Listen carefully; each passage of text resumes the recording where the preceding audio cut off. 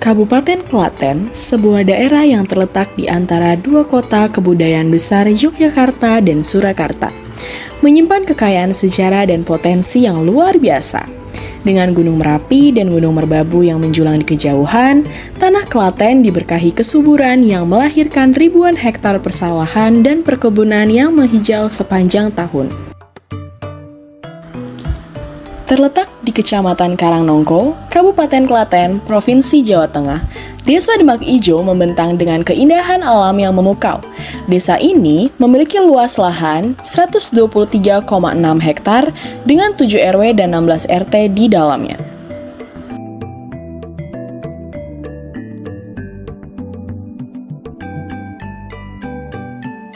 Saya Erik Aryatno, Kepala Desa Demak Ijo.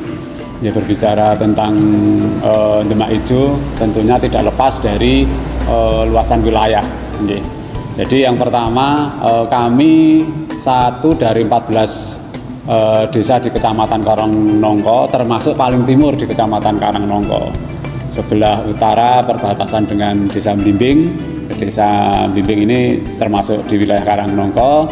Kemudian sebelah baratnya itu Desa Jagalan masih di Karangnongko, kemudian sebelah timur itu Duet, itu masuk di Kecamatan Ngawen, kemudian di sebelah selatannya itu adalah Ngerundul, masuk di Kecamatan Kebenarum.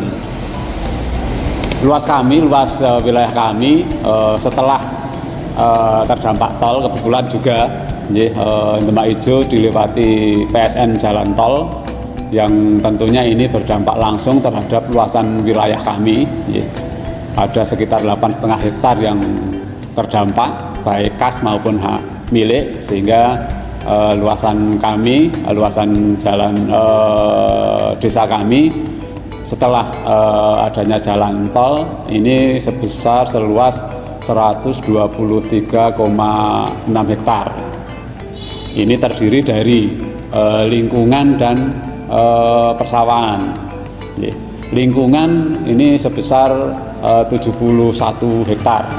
Ini ada hamparan, semuanya ini lahan basah, artinya lahan yang bisa ditanami setiap tahunnya, karena kami punya 2 sumber utama untuk pengairan ini, sehingga masyarakat petani itu bisa menanam di bidang pertanian 1 tahun full.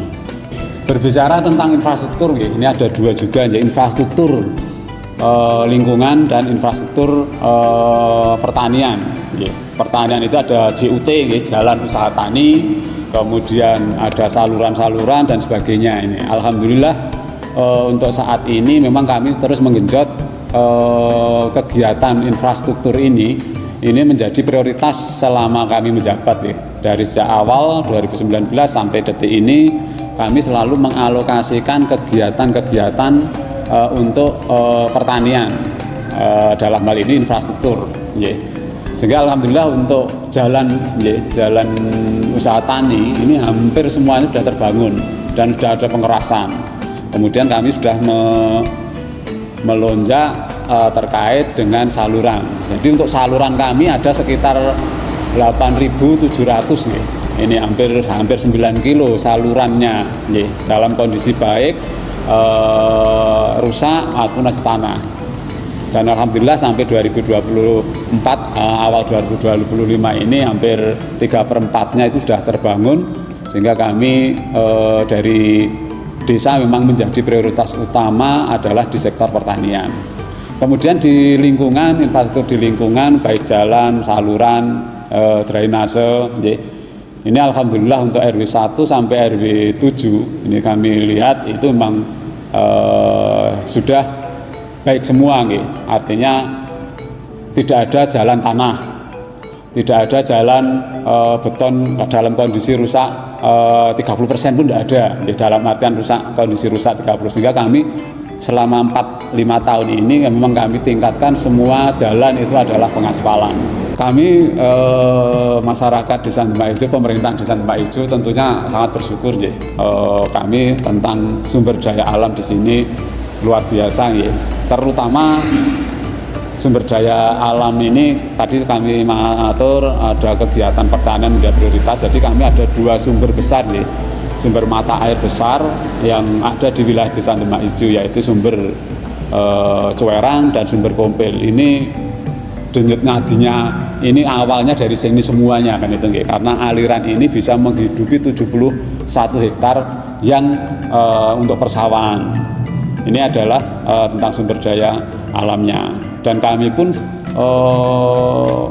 dari 2 sumber ini bagaimana caranya untuk melestarikan, salah satunya memelihara, membangun dan sebagainya, supaya jangan sampai sumber mata air itu akan hilang ataupun berkurang sehingga akan mengakibatkan dampak yang lebih besar terhadap masyarakat khususnya petani. Ini kaitannya dengan sumber daya alam. Kemudian sumber daya alam yang lainnya, kami diberikan Tuhan tanah yang subur.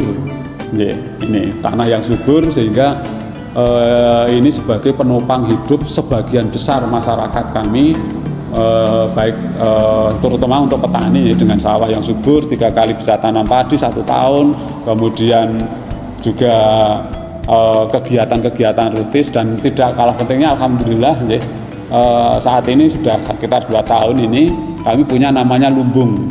Lumbung pangan masyarakat desa LPMDes, karena itu semua menampung tentang hasil-hasil pertanian dari masyarakat kami, dibeli dengan sistem yang disepakati yaitu per kilo kan itu.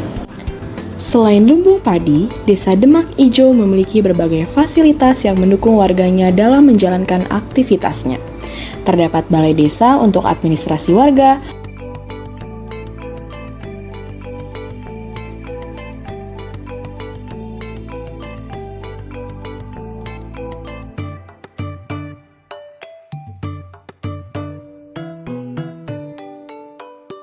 lapangan tenis yang terletak di sebelah balai desa,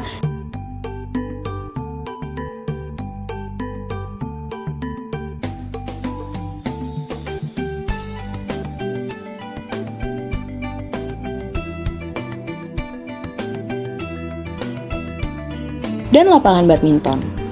Untuk menunjang pelayanan kesehatan, Desa Demak Ijo memiliki puskesmas pembantu sebagai fasilitas kesehatan terdekatnya. Desa Demak Ijo terletak dekat dengan Gunung Merapi yang memungkinkan terjadinya bencana alam seperti gunung meletus atau gempa bumi. Sehingga Desa Demak Ijo juga dilengkapi dengan shelter pengungsian. Namun, shelter ini kerap digunakan sebagai tempat pelestarian budaya karena dijadikan sebagai tempat berlatih karawitan.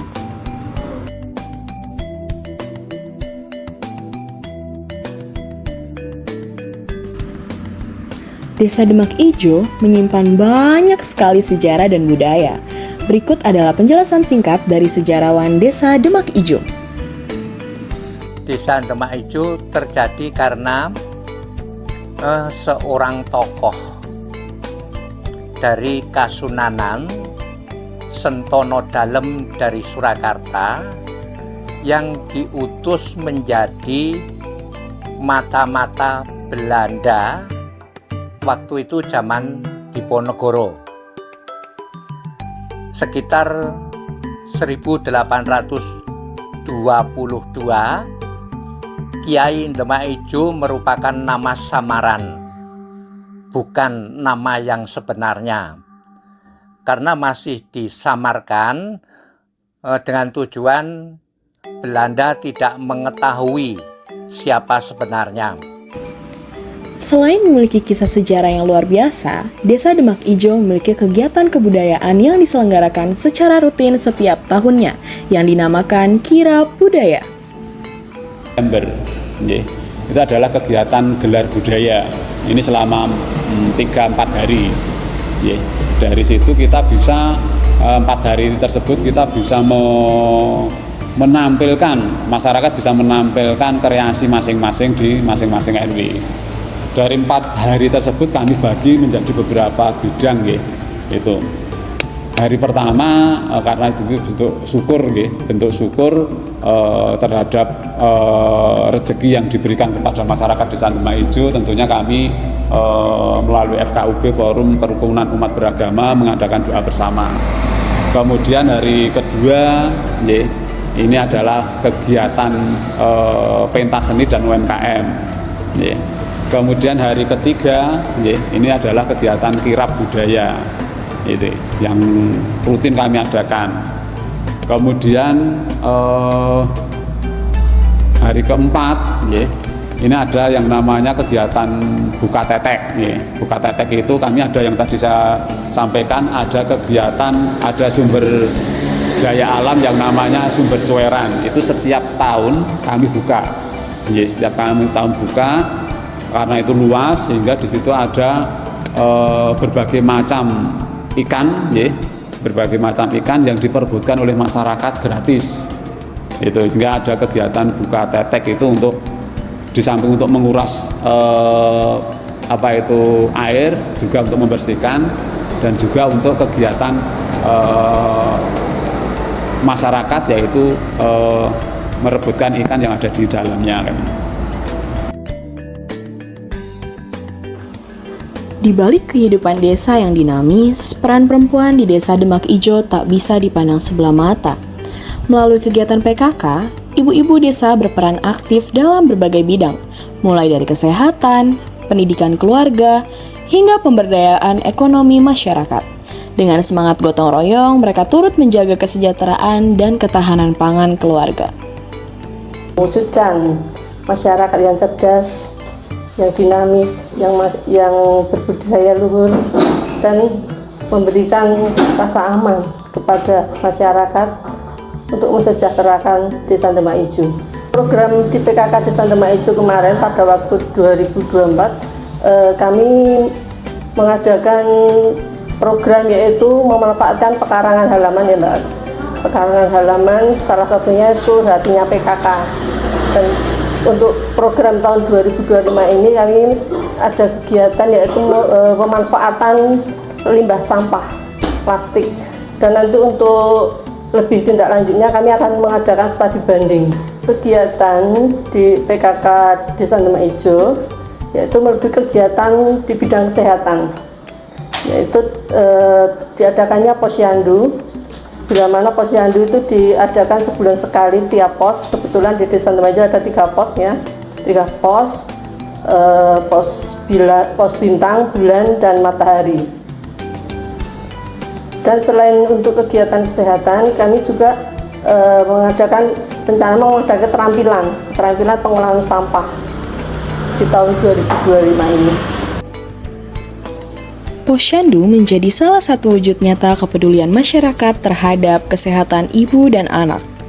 Kegiatan ini tidak hanya melibatkan kader PKK, tetapi juga didukung oleh tenaga kesehatan dari puskesmas pembantu yang siap memberikan pelayanan medis dan edukasi kesehatan bagi warga. Sebagai fasilitas kesehatan terdekat, puskesmas pembantu memiliki peran penting dalam memberikan layanan kesehatan bagi masyarakat Desa Demak Ijo. Untuk mengetahui lebih lanjut, mari kita dengar langsung dari bidan desa yang setiap hari melayani kebutuhan dan kesehatan warga di puskesmas pembantu.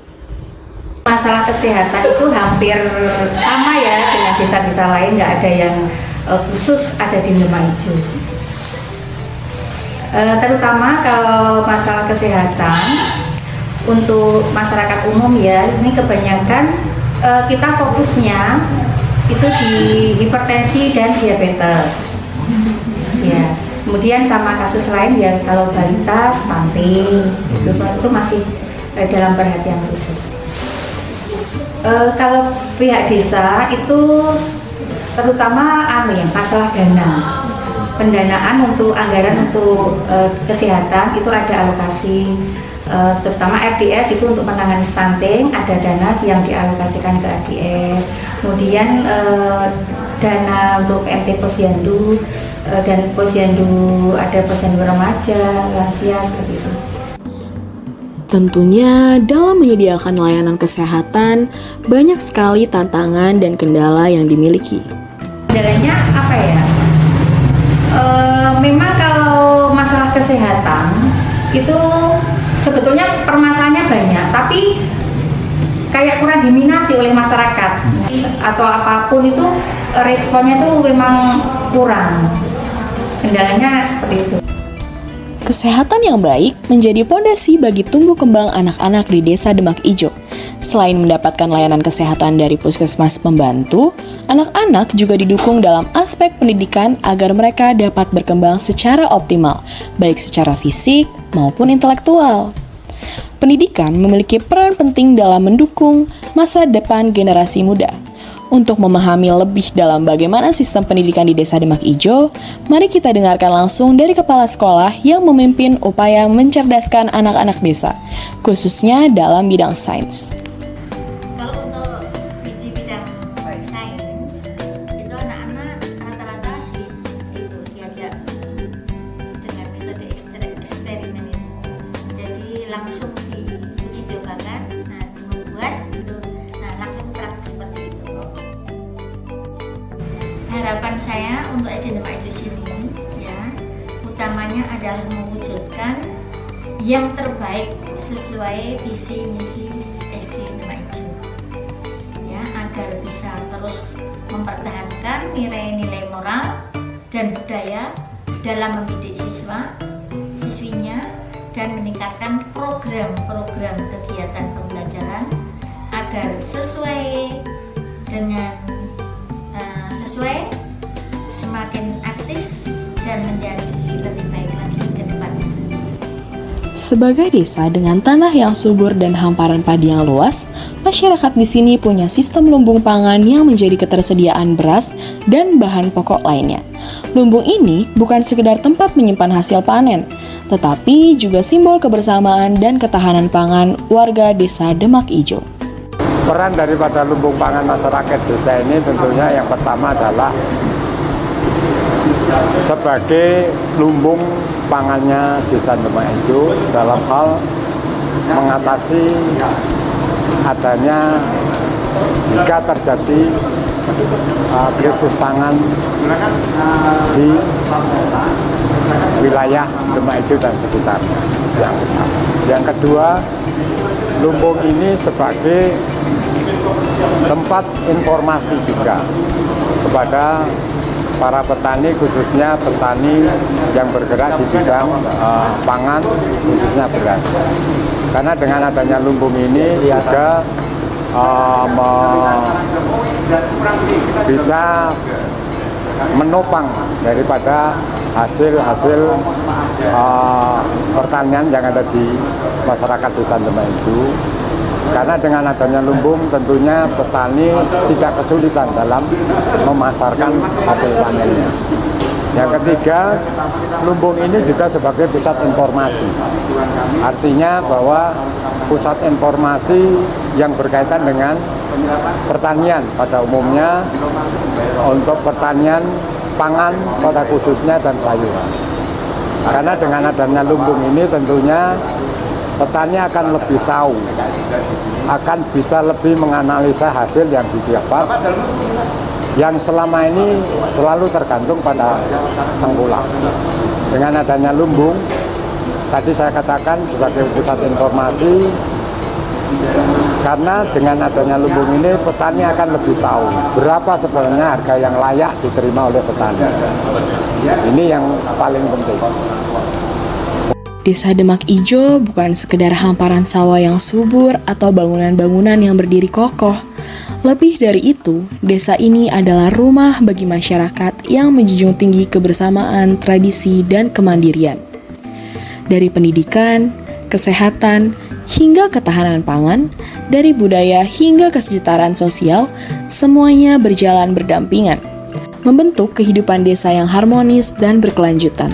Dengan semangat gotong royong, masyarakat terus berusaha menjaga dan mengembangkan potensi desa, agar warisan ini bisa diteruskan ke generasi mendatang.